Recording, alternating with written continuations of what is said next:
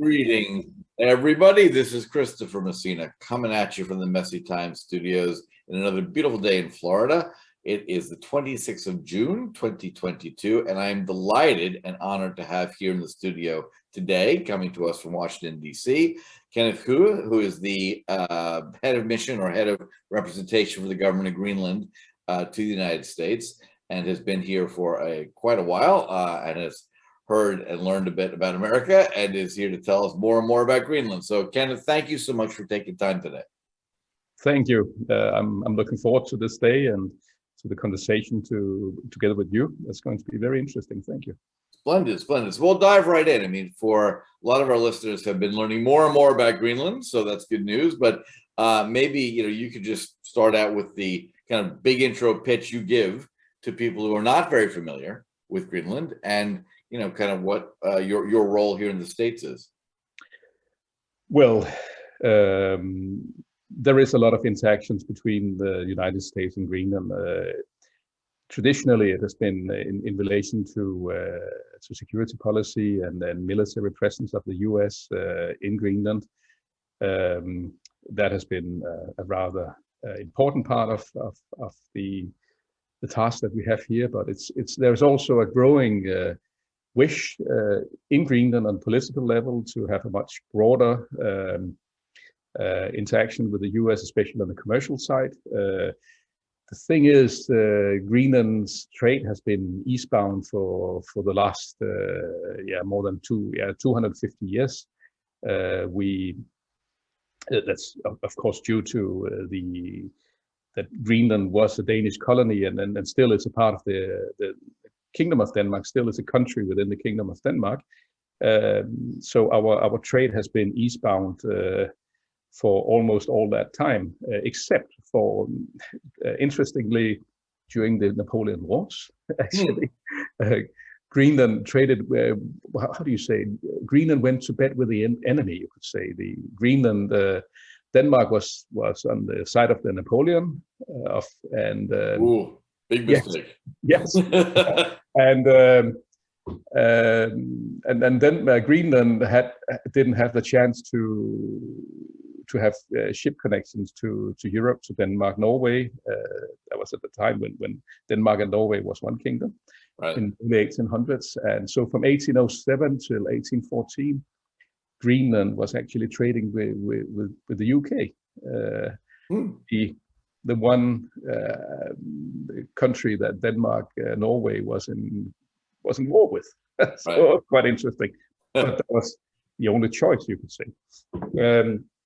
And then, of course, during World War II, from 1940 until 1945, when all trade between Greenland and the outside world was between Greenland and the US. Right. All supplies and all minerals, fish, and so on was shipped to the US, and we got our products that we needed from the outside from the US at that time. That was quite an interesting time. But except for those two periods of time, we have been, we've had a trade relationship only with the East, with Northern Europe, and in particular with Denmark. That's excellent. It's funny. What I love about your comments is that all of geographical commerce is all relative, right? Because having spent a lot of time in the Gulf Cooperation Council in the Middle East, it's great to hear Denmark spoken of as the East. Yeah, I like that. It's because, Christopher, we have to look at ourselves in the sense of the world. Yes, wherever we live, and the thing is, if we look at ourselves, having only one trade direction and towards the east, then we are in the outskirts of Northern Europe and not. Yes. In the center between North America and Northern Europe, and that's where we are. And you're in a tremendous spot. I mean, for a lot of stuff that we're working on in mining, it's where Greenland is brilliant, right? So, thankful for that. So, the part of your role here and part of what has been going on is an increased amount of interaction and economic interaction between the U.S. and Greenland. What do you think the main drivers and pillars of that economic interaction will be from Greenland's perspective? Well, it is to diversify our economy. The more market that you depend on in terms of exports, the more steady ground you have. And right now, our main markets for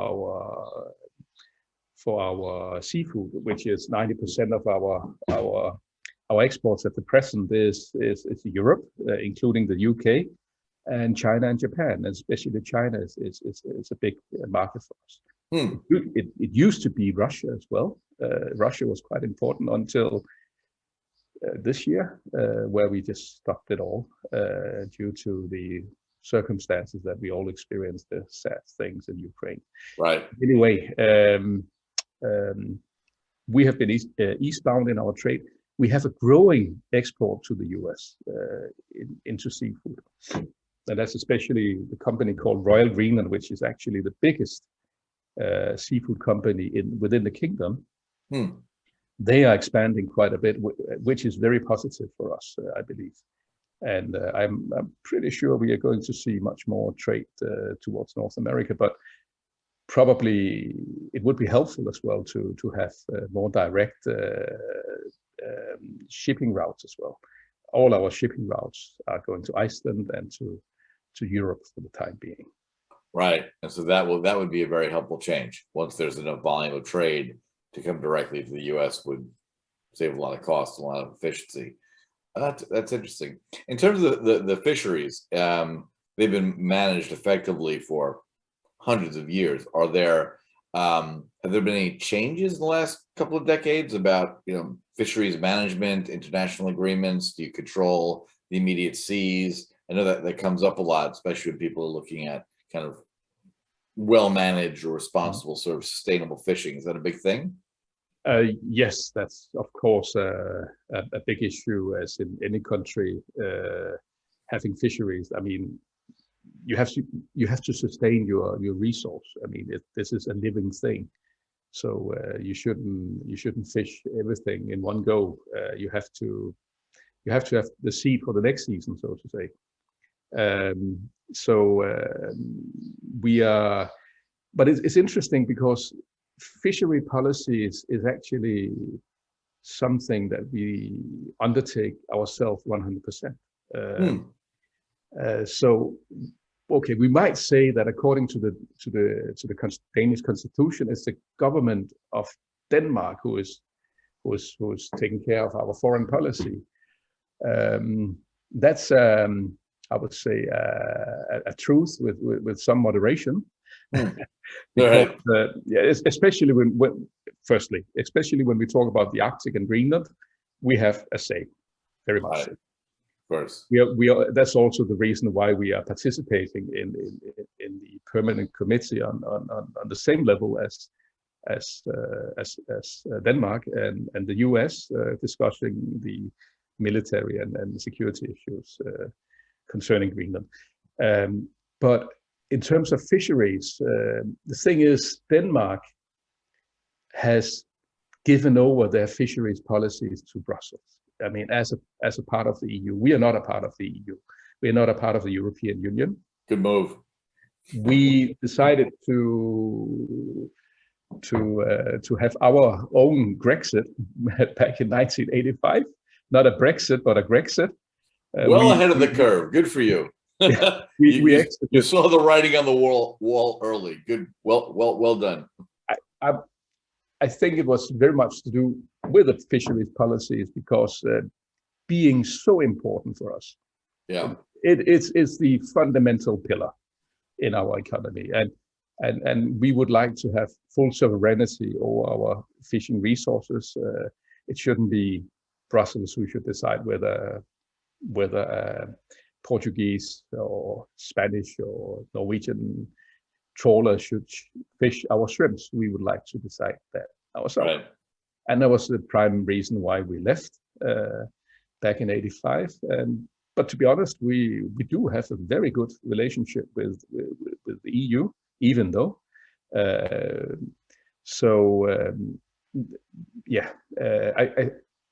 I guess we were also a little bit of an odd creature within the EU being a part of the North American continent, and the Right. EU mainly being a European market issue. So, but anyway, so within the Kingdom of Denmark, you actually have 3 foreign policies concerning fisheries. So we are having our own fishing negotiations with other states. So Greenland is having bilateral fishing agreements between Greenland and Iceland, between Greenland and Canada, between Greenland and Russia, between Greenland and Norway, and etc. So we, you could say, in that respect, we are quite sovereign. Yes. And both in relation to fisheries, but also more generally, I think it's always very important, I find, that to just kind of change the way you look at the world, to change the perspective on the maps you use, right? So now I tend to look at a map that is the center is the Arctic Circle, right? And so you're one of 6 countries that have actually coastline on the Arctic Ocean, right? Yes, that's right. True. Yeah. And that, maybe a little color to the extent you can. How is that kind of very small number of countries have that asset, which is direct access onto the Arctic? Has that changed in the last 20 years about your relationship to other countries? Has changing ice patterns, has that opened things up more? Is it comes up a lot, whether it's global warming or not. The changing patterns in that region, is that doing a lot for how Greenland interacts with other countries? There's been a great change in the view and the importance of the Arctic within the last 20 years. You can also see it on the political emphasis that we see within the Arctic Council. It's a council which today are normally represented by the highest level of authority within foreign policy within the countries. That wasn't the case necessarily the case 20 years ago. So become a lot more important. Yeah, and there is much more interest in the Arctic from non-Arctic states. You see that faraway countries like India and China suddenly having an interest in the Arctic. So yes, and yeah, South Korea. I can just continue mentioning countries that has shown interest in the Arctic. So what is their primary interest? Is it just that they feel there's now going to be a more direct logistics route across open water than there was before, and that's their primary interest? Is it resources? Do you get a sense? I'm pretty sure it's the last frontier today in today's world. This is the last frontier for the time being. That's the Arctic, and so you have these countries which are naturally looking for resources to sustain the livelihoods and so on, and that has been the case all through history. That has been looked for, and but of course it's us who live in the Arctic who is the ones who should determine, who should be the ones to determine what should happen in the Arctic. Sure. So that's pretty basic for us. That we find extremely important. That the people of the Arctic and the Arctic states are the ones who is setting the course for the Arctic. But of course, but please, interest is always welcome. Of course. Now, and just switching gears a tiny bit. So, for those of us who've been fortunate enough to visit Greenland, we know what an incredibly gorgeous place it is. A very kind of different landscape than a lot of others. How would you characterize sort of the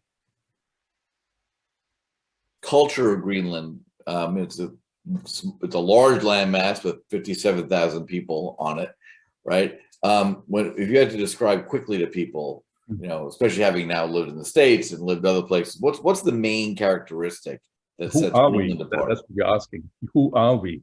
Yeah, who are you? That's perhaps a blunt question. Who are you? Do you know?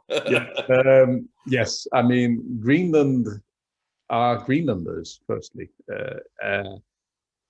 A people in our own right, a people on our own, having a distinct culture, the Inuit culture, which originates in Alaska, actually, originally.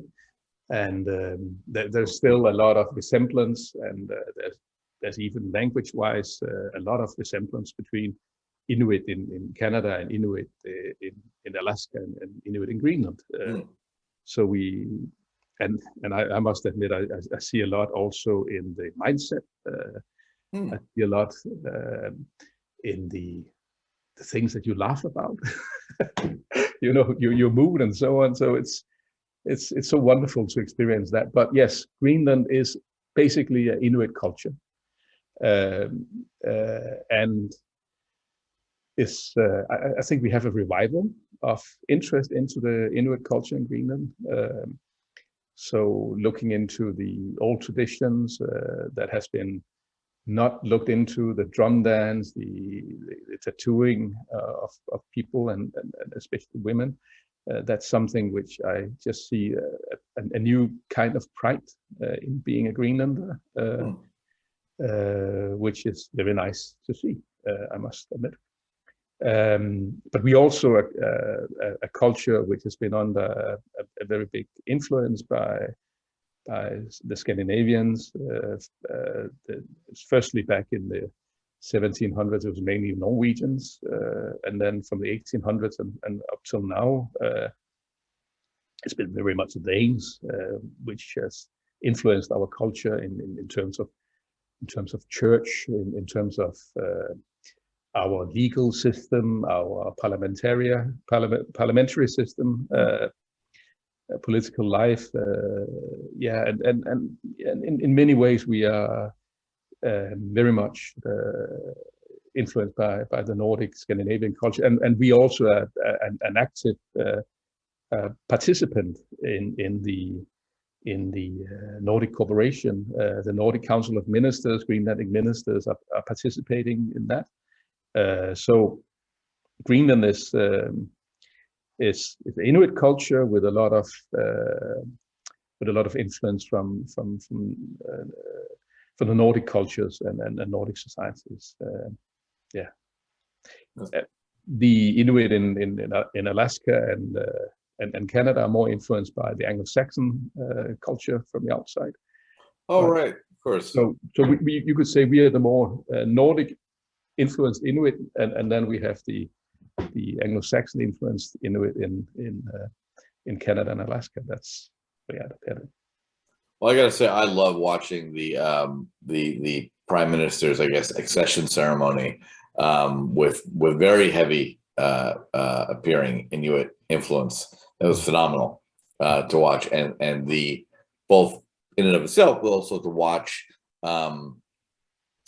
the faces of the participants who were there for the ceremony. It's very impressive. It's very different than what we do here, obviously, but that it was clear to be watching something that clearly held deep meaning for people. That wasn't just some sort of show put on, but this actually meant a lot. It was good. It was great to see. And part of what I've tried to do hard is even the little bit that I know of Greenland and my experience there, I've seen on the wider world, because it's not a country that a lot of people have a lot of experience with. It's easy for somebody with an agenda to try to put forth kind of a not accurate representation, right? When the most recent government, strongly in favor of mining, for example, someone decided in the outside world that they were going to spread this idea that this new government was going to ban all mining in Greenland, right? When instead it was just banning uranium mining or mining with uranium contaminants. You know, what are your thoughts on that as to how you try to get a clear message out when sometimes there is kind of a lack of clarity about the truth, what's happening. Do you encounter that a lot, or is it that very, very rarely do you have to deal with that kind of thing? Well, I would say it isn't that rare to see countries having some bans on a certain level. I mean, what we are talking about is a ban on uranium above 100 parts per million, 100 ppm. Yep. It's not because we cannot ban all uranium, because uranium is even within us. Yes, it's everywhere, right? It's everywhere. Yeah, but it's 100 parts per million. I just want to understand. Oh, absolutely. Yeah, to be clear, it's just anything that would be too contaminating in the mining process. And that's it. Yep. Yeah. Otherwise, we are extremely open for mining, and especially, and this is something which is being expressed from the political side all the time, we are open for mining leading to a more sustainable future. I mean, we are very much open for green technology mining. I mean, that should lead to a green transition around the world. That's what we are very much interested in. And we believe, and all the experts are telling us, that we are having world-class deposits of minerals that could be used for this green transition. Yes. So yes, we are very much pro mining, except for 100 ppm parts per million. You know, that's it. You heard it here, folks. 100 parts per million of uranium. That's it. Everything else is great. Yeah, no, it is helpful because I think people get that now, but for a brief period of time after the election, there was some confusion in world markets. I spoke to investors who said things like, well, this government doesn't want mining. And I would say, no, that's not true. Government wants mining. It's one of the kind of pillars of the 4 kind of economic development pieces that's going to drive the country forward. So we certainly know from the mining activity I do there and my colleagues. It's great. You got hydroelectric power, so you run your operations net zero in terms of carbon emissions. Mm-hmm. And a lot of those materials coming out are critical for battery technology, for any advanced set of energy technology. So Greenland has an enormous mineral wealth, which is helped by it being a lot, sparsely populated. So you're not going to be digging up anybody's house to build a mine. And its location, as you say, right between Europe and North America, is brilliant logistically in terms of getting that material to market. Yeah, and I mean, these deposits are not isolated fine in country. It's actually mostly it's deposits very close to the coast. So yes, so it's pretty much just a question of building a harbor next to the mine, and then you got your infrastructure. Right. So and that's makes it easier than many other projects around the world where you have to build a 1,000-kilometer railroad or something. We're just at the coast, which makes us a special kind of object, I would say, for investments. Oh, it's phenomenal. I mean, this is not an advertising show. So one of the mines I'm involved with is exactly that. I mean, the cliff face is right there. It's 300 meters down to a platform where there's going to be a processing plant, and 300 meters to a fjord where we can put a dock. I mean, it's logistically insanely convenient. Yeah, and that's often the case, what you are describing. Yeah. So yes, but what are the biggest hurdles you see? Is it? I know that you set up a school of mines early on, which was very smart. So there's a good educated workforce. Is it just kind of limitations of population? Although it's a very different type of place. I did a lot of work in Doha and Qatar, where very small population, massive, natural gas industry. Are there thoughts within Greenland about how to balance, the necessity of expatriates to maybe work in the mines versus the local population? Maybe a little bit of thought on how the government thinks about that would be interesting. Of course, you have to be very much aware of the social consequences when putting up a mining community right next to an existing community. That's an issue, of course, but mining is not new in Greenland. Right. We have had mining. The first proper mine was established in, when was it, 1854? Something like that. The one that the Ivittu mine, which lasted more than 130 years. Right. And that was very close to a local community. And yes, of course, it has some consequences. And but one more thing which is very important for us is that we should be the ones involved. I mean, we should be the miners as much as possible. As much as possible, we should be the miners, and I think we'll get there. And we are much more prepared, as you mentioned. The Greenland School of Mining, the mining school in Seward, has been extremely important in preparing us for this. And I just see that we will see a much more Greenlandic mining industry than what we had in the past. The mines that we had in the past, which was dominated by foreigners, Right. and well, actually more or less 100% almost, it was foreigners who was running these mines. Now we see that, well, it actually started with the coal mines on the west coast, where there was predominantly Greenlanders working there. And then we also had the zinc and lead mine up in Uummannaq back in the 80s, 70s, 80s, 90s, which was also, involved, where Greenlanders was involved as well. That was a very positive development. And I think we'll move in that direction more and more.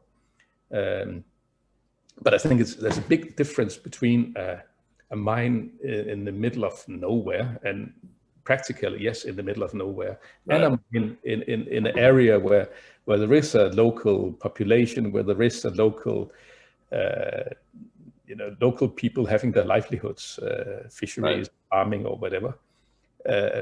That's a big difference. But I think we are preparing quite well for it, and I think it will be a positive experience. But we know very well we need foreigners as well. I mean, we cannot do this all on our own, but we should, as much as possible, be involved and be involved as active workers in these mining projects. I will say, having worked in a bunch of countries around the world, I've been largely impressed by the very thoughtful approach, in my experience, the Greenland government and the officials and community have taken to examining, investment opportunities, examining parties who are coming to the country. It seems to have been a very deliberative process, right? Not just, we're open for business, you come write your check, you can do whatever you want. The mining law is pretty clear. Doesn't look like it changes a lot, right? Especially foreign investors hate uncertainty. Right? They've experienced in too many countries around the world, one thing to get you in the door, and then once you're invested, then they change it, and they're banking on it being too late for you to leave. But I haven't gotten that impression at all. I think the sense I have from the Greenland government, even when parties change or whoever's in power changes, has been a consistency around, this is the path of rational development. This is how we'll grow our economy. This is how we'll provide jobs for our kids as they grow up. It seems deliberate. I mean, was that something that really, as Greenland changed its relationship to the Kingdom of Denmark, was that a very focused topic, or did it just kind of evolve into an intelligent way? The way that we changed our relationship with Denmark. I didn't get it. Well, there's been a slight difference in how legally Greenland is my understanding is Greenland is attached to Denmark, right? It was a colony, then a province or a country, then the kingdom. But didn't something change in the last decade or so about relative levels of independence? Yeah. Okay. Back in 2009, we obtained self-governance. We actually had a deal made, you could say, a political deal made with the Danes that we could take over most areas of responsibility. Firstly, I have to say that we have had home rule since 1979, right?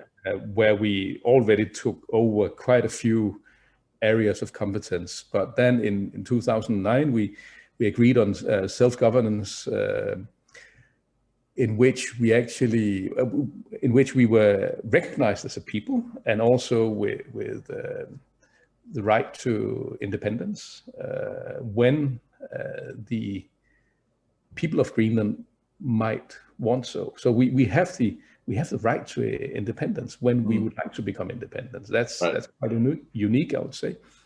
And then we have the right to take over a number of areas of competence, and one very important part and a very important thing for us to take over was the full responsibility, the full jurisdiction, all the income, to some that we can discuss that in details. But let's say that we have taken over the full jurisdiction of mineral resources. Right. And that we did in 2010. And so we look at the income from the mineral industry as a way for Greenland to finance its own budgets, so to say, because right now, of all the public spending in Greenland, around 1/3 is subsidies from Denmark. Often it's being said that it's half, but that's for the government of Greenland isolated. Yes, that's a half of the government budget, which is financed by a block grant from the Danish state. But if you include the municipalities in Greenland, which are quite important in the administration of Greenland, then you come down to, because I mean they have personal income tax that they So much more of that is domestically raised capital investment. So it's around 1/3 of public spending, and so we still have this 1/3 thing that we have to find ways of financing.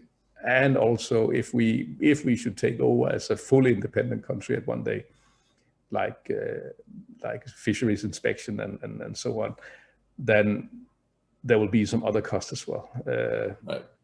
So all in all, it's very much a question of getting the income for Greenland to compensate the block grant from Denmark. Right. That makes a huge amount of sense. Now, Americans, of course, were treated to a very tiny portion of this discussion when President Trump made a very, I'm not going to characterize his offer. He made an offer to basically buy Greenland. What I think would be fascinating, because is I saw it all in the Historical Museum in Nuuk, and have spoken of others. This is like the 5th time, right, in our respective histories, where the government of the United States of America and the government of Greenland have actually discussed Greenland potentially becoming part of the U.S., right? It's going back to like 1850 or something. Is that right? Yeah, I believe it was during the time of Seward. When he was buying Alaska, there was some thinking. I believe it was both Greenland and Iceland back then. Yeah. And then you had it. There was also some discussion in connections to the American purchase of the Danish West Indies, the Virgin Islands, back in 1917, and then and you had Truman in 46, and then there should also have been something with Eisenhower around 1960, and then you're right. You're right. Greenland and Iceland as air bases during both wars, right? So during World War II especially. So there was a lot of it was from World War II.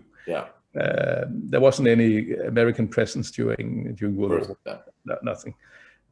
Denmark was totally neutral during World War I, while in World War II they got occupied by the Germans in 1940, And then the Greenland administration, it was a technocracy that we had in Greenland. It was colonial administration. Right.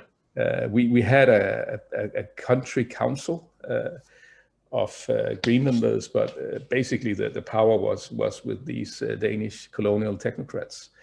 And then the Danish ambassador here in Washington, D.C., who was a renegade ambassador, because he decided not to take instructions from Copenhagen if he thought they were being given under the pressure of the Germans, under German pressure. Very tricky situation to be in if you're the ambassador.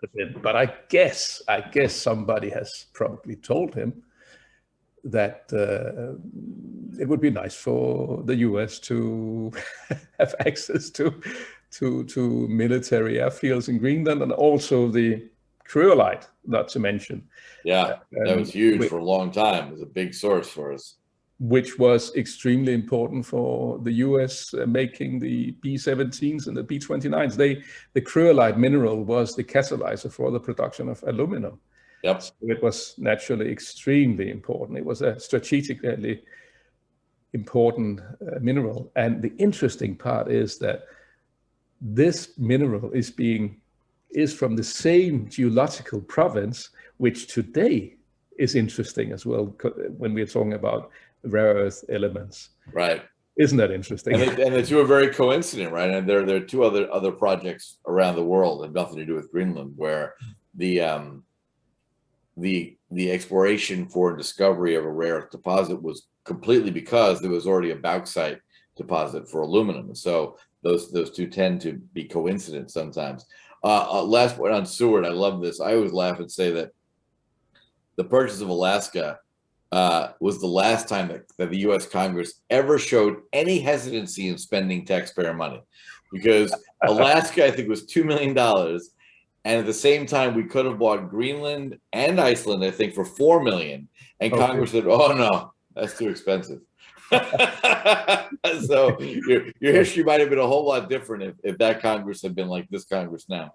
So the last kind of point, which I think is critical for Americans to understand, is that mining, fisheries, tourism, is that sort of the main things that you're both looking for, customers and clients, but also investment? Is that, how does, very, very non-facetiously, how does the Greenland government look at foreign direct investment for a range of things, whether it's hospitality, mining, fisheries? Are there requirements, as there are in other parts of the world, where you have a domestic equity partner, or is it so focus on that? A lot of people don't really know. They've heard that you can invest in Greenland, but they don't really know the details of what that would look like. Yeah.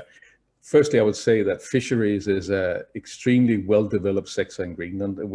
I've been told that we have the most modern high-sea fishing fleet in the North Atlantic. So I think we are pretty well off there in terms of actors and local actors and investments and so on. Where we will need foreign investments is within tourism, within hospitality industry, the hotels, and also naturally within the minerals sector. That's the two main growth sectors that we are going to look into as new pillars for our economy, and which will move us ahead economically. Yes, tourism in all respects, and also mining in all respects. Right. Especially, I've gotten to know the mining sector very well, obviously, but from a tourism perspective, I mean, it's just such a glorious place physically, right? It's just such an incredibly wonderful place to visit. That having spent time in mining camps, which are not people's ideas of comfort, but having the privilege to be out in those more remote areas was gorgeous. I mean, we're there for work, but absolutely gorgeous, right? So is there already a kind of set of prioritized plans for investors who are saying, yes, I want to build, a resort hotel here, or is it more still in the early stages of exploring what could work? I think we should focus on the big airport projects going on in Greenland right now. Right. There are 3 airports being built at the same time. One in the north in Ilulissat, which is the, how should I put it, the iceberg capital of the world. That's the biggest active glacier on the northern hemisphere that carves just next to the town of Ilulissat. And there is an airport being built there where it will be possible to have international tourists arrive directly. Today they have to go by the old American base in Seward, and then with a little turboprop to Ilulissat. But when we finish this airport, then it will be possible to go direct and see this wonderful area of Ilulissat and the UNESCO heritage area around there. It's an amazing area. It's you can't believe it. Secondly, and yes, of course, this will be an interesting place for getting more capacity in the tourism sector. Then you have then we go 500 kilometers further south to Nuuk, to our capital. Nuuk, there's already hotels being built. I must also say there's also hotels being built in Ilulissat, but in Nuuk, another big airport is being built, which will open Nuuk and its hinterland for tourism. And yes, there will be a need for a tourism infrastructure there as well. And then if you go further, 500 kilometers further to the south to Rahotto, there's the 3rd airport being built there. That's in the middle of another UNESCO heritage area, the Kuyada heritage area, and focusing on agriculture in the Arctic for 1,000 years. The Norse, the Viking agriculture, and also the agriculture that we have performed in I'm actually a South Greenland, I must say, that we have performed since the 1700s, focusing on that and the landscape resulting from that. So there will be also a very interesting area for building up tourism and also the hospitality part of it, the hotels and so on. And then on the East Coast, we have the very unique culture and the unique landscape around the Sila, which is quite close to Iceland.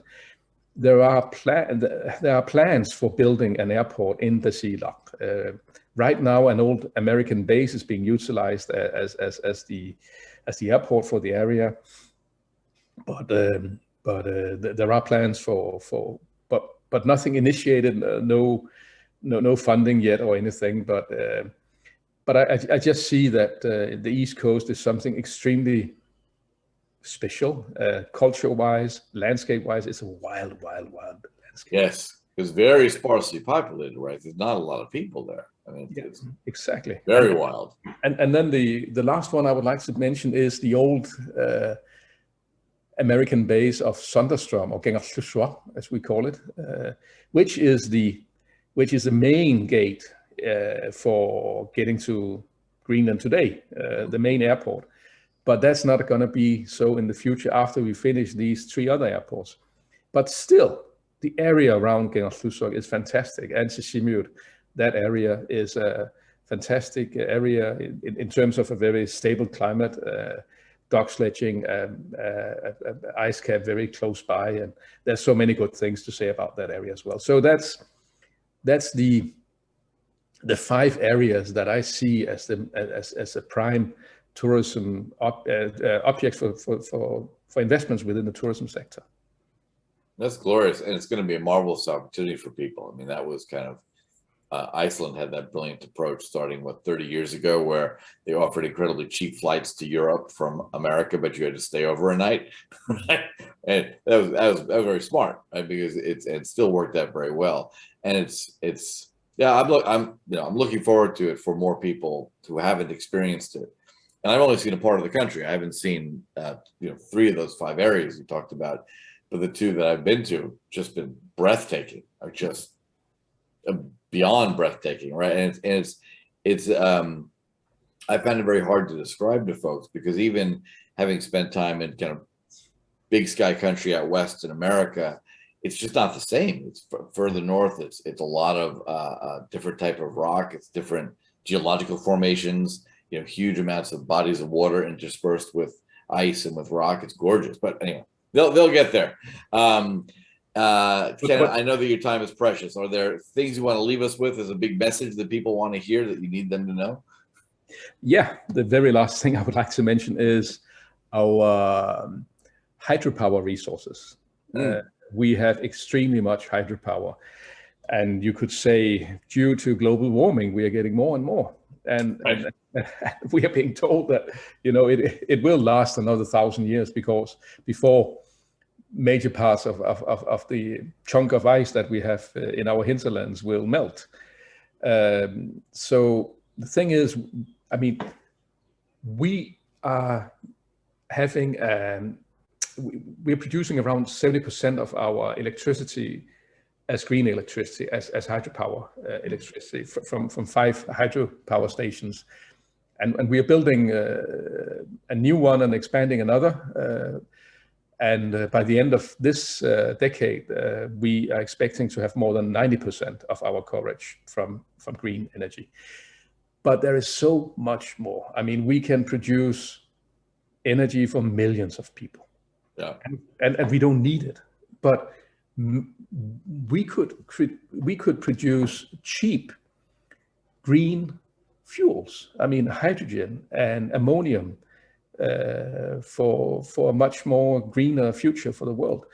And this is where I see an interesting aspect of investments from the outside.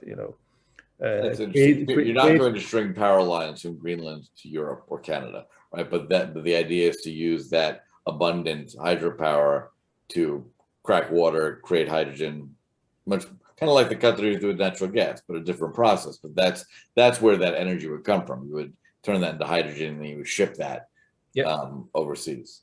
And is that kind of plan already in motion with investment capital? It's a plan, and we are hoping for what do you call it? A call for interest from companies. I believe in the year to come. Oh, great. So, I mean, our hope is that within the next decade or 2, we will become a net exporter of energy. We could probably try and find oil and gas, but we have decided not to. Yeah. Oh, there's plenty. I know that I got oil and gas on my shoes on one of our properties on the West Coast. It's there. But we would like to do it the green way. Yeah. So the green transition, that's our contribution, and we hope that interested investors will look at this as a very steady future thing. And it makes all the sense in the world for a range of reasons, right? But also that relative sparse population enables you to put in a bunch of these plants, and no one's going to be irritated by it blocking their view.